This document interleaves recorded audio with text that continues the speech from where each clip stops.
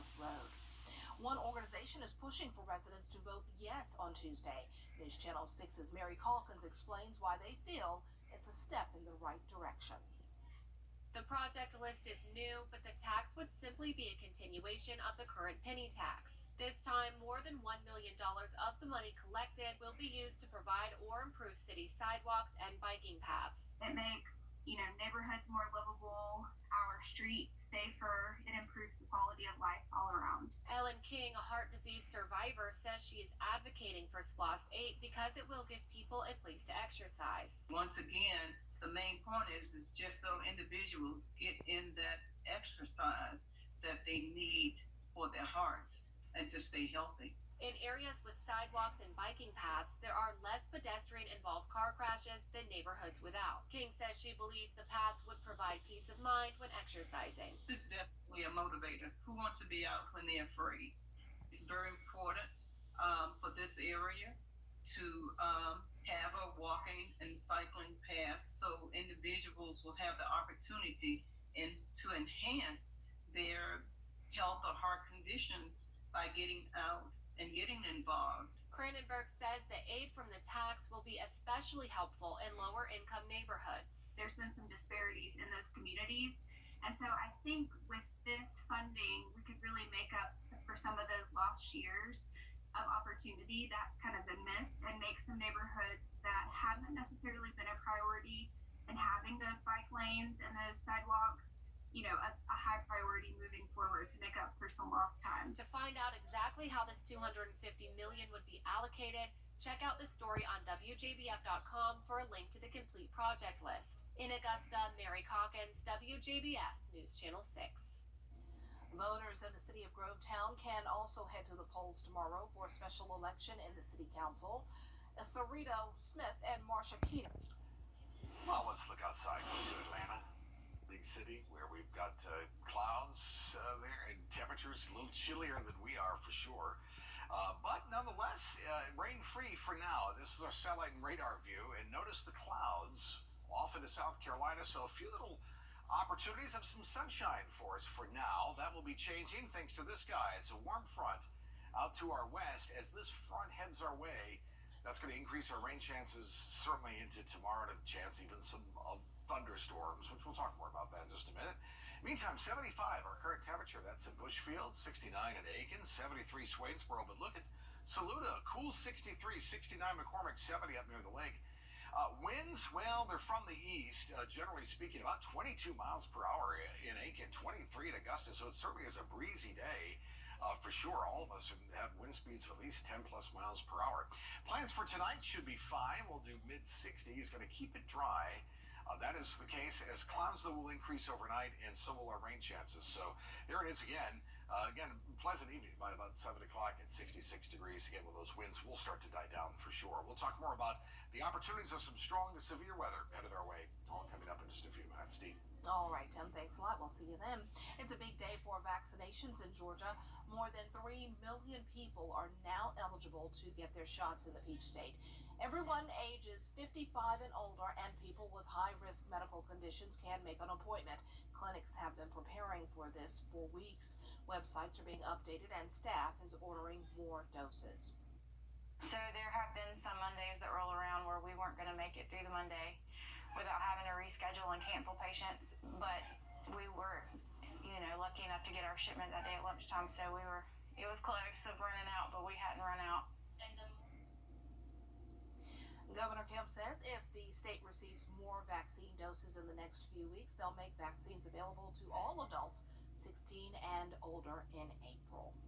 The expansion also includes people with chronic health conditions like obesity.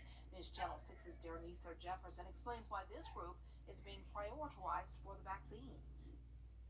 The expansion of Phase 1A now includes people 16 and older with high-risk medical conditions. With obesity included in that group, millions of Georgians are now eligible for the COVID-19 vaccine. A report from the Associated Press shows 1/3 of all Georgians are considered obese, meaning they have a BMI or body mass index over 30. Those in that category are now able to get a COVID-19 vaccine under the expansion of Phase 1A. People diagnosed as obese often have other health problems like diabetes and heart disease, which puts them at a greater risk for a severe case of COVID, which is why some states are prioritizing obese adults in the vaccine rollout. One of the greatest predictor for COVID-related hospitalization and deaths even is because of obesity and weight-related illness. I'll have a link to the government's official BMI calculator on our website, which you can then use to begin a discussion with your doctor about COVID-19 vaccine eligibility. In Augusta, Denise Jefferson, WJBF, News Channel 6. Coming up, could the sun be going down on daylight savings time in South Carolina? How a new bill would change the way the Palmetto State sets its clocks. You can find the details on our website, wjbf.com. Like many of us, you might still be adjusting to the time change, but how much longer do we have to keep springing forward and falling back? Jason Raven has that answer. Back in 2020, the governor signed a bill that would make it daylight saving time year-round in South Carolina, but we can't ditch the switch until Congress gives us the okay. One industry in the state that is anxiously waiting for the change is the golf industry. The South Carolina Golf Association tells me keeping daylight saving time permanent would tee them up nicely for some extra revenue. When daylight saving time ends in November and we fall back an hour, the sun is setting sooner, and that impacts the number of golfers playing around every day. The association says keeping daylight saving time permanent would also mean more tax dollars for the state. I think it'd be a great thing. I think golfers think it'd be a great thing.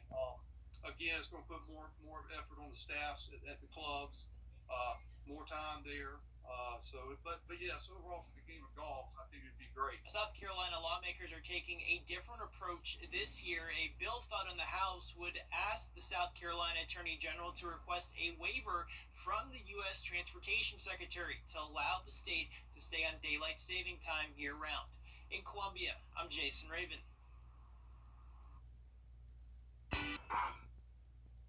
Now, your most accurate forecast with WJBF Live Viper 6. Certainly see with their Jiffy Lube Skyview cam, boy, that is a pretty decent breeze blowing that flag at the airport. That's a beautiful flag, but it's a big flag. So indication certainly of a brisk wind for sure. Sunshine mixed with clouds, 75 degrees currently at Bushfield. Winds are southeast at 11, gusting up to 25. Humidity and dew point fairly low, but we're going to start to raise that up for sure. There's our little bit of clearing with some sunshine out there. A lot of the clouds move off towards the west, but we're waiting for this front to move on through. Once it does so, low pressure will develop, and that's going to give us our chances of some showers and storms for tomorrow. Fairly mild all across the southeast, 81 in New Orleans, 77 Tallahassee. Cooler in Atlanta, 69. And again, we're fairly mild, but much cooler to the north. Well, here's some good news as far as pollen's concerned. Certainly lower tomorrow with a 5-1. Yay, we'll take it. A little higher for Wednesday and Thursday, but still not nearly like it was last several days with very high pollen levels for sure. At noontime tomorrow, there's low pressure over South Carolina. For us, we'll be dealing with this front, and scattered showers and storms will develop. My thinking is the chance of stronger storms well to our south at this point, so not going to issue an alert day for tomorrow quite yet. Don't really find that to be necessary, but again, we'll have a storm or two around, but not nearly the outbreak I think that we probably are going to see on Thursday. By Wednesday afternoon, strong storms will develop out towards our west, and that's a prelude of what's to come for us as we get into the Thursday time frame. Storm Prediction Center has a marginal risk of severe weather for our western viewing area. I'm not going to rule that out, certainly a strong storm, but I really think a lot of this will be suppressed to the south. But this is something we'll watch, so it's not an alert day yet, but we'll watch for the potential of a strong storm or two for tomorrow. 70% chance of rain tomorrow, 60% for Wednesday, and there's Thursday with our alert day for the potential of some strong to severe storms. So here's tomorrow. Tomorrow morning, 7 o'clock off to work and school, scattered showers will be around. Notice this continues through about midday, and by noontime, heaviest storms to the north. But my thinking is by late afternoon, we're all going to get an opportunity for one or two of these to produce a thunderstorm. But notice by 7 o'clock tomorrow night, notice the darker colors here further towards the south for Wrightsville and Swainsboro. I think this is where we can definitely at least get a decent storm with some gusty winds. There's Waynesboro down to Swainsboro. Again, this is 11 o'clock tomorrow night. That'll continue into early Wednesday. So for Thursday for us, scattered showers and storms. Some storms have the potential to be severe. Locally, heavy rain is possible, which could lead to some flooding. We'll have to watch for damaging winds and the possibility of hail as well. Again, this would be for Thursday. We'll be tweaking this forecast as we go along for sure. Tonight, look at the temperatures: 45 chilly in Saluda, but 53 Augusta, and 56 at Millen and Swainsboro. Fairly mild. Temperature sort of looks like Neapolitan ice cream, doesn't it? All these different flavors. Cool 56 Saluda, scattered showers and a rumble of thunder. 68 Augusta, but notice the low 70s further towards the south, where the air will be a little bit more unstable and a better chance of some showers and storms. Our 10-day forecast, which includes St. Patty's Day. A little rain in our Shamrock with an isolated thunderstorm, 74, and then a better chance of thunderstorms on Thursday. This is why we have an alert day posted. Once the system moves out of here, nice weather. Just in time for spring, although spring will be a little cool on Saturday, highs in the 60s. That's your forecast. All right, Tim, we'll see you in just a few minutes, sir. Thank you. The White House coronavirus